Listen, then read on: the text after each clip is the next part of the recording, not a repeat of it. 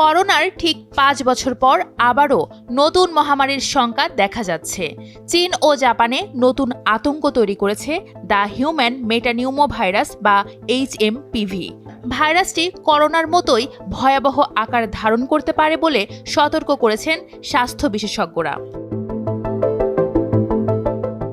বিশেষজ্ঞদের অনেকের শঙ্কা ২০২৫ সালে আবার করোনার মতো নতুন কোনো মহামারীর উদ্ভব হতে পারে। এরই মধ্যে HMPVর সাম্প্রতিক প্রাদুর্ভাব চিন্তার ভাঁজ ফেলেছে চিকিৎসক ও জনস্বাস্থ্য বিশেষজ্ঞদের কপালে। চীনের সামাজিক যোগাযোগ মাধ্যমে পোস্ট করা কয়েকটি ভিডিওতে দেখা যায়, করোনার সময়ে হাসপাতালে যেভাবে ভিড় তৈরি হয়েছিল একই পরিস্থিতি তৈরি হয়েছে HMPVর প্রাদুর্ভাবেও। একই অবস্থা দেখা যাচ্ছে জাপানেও।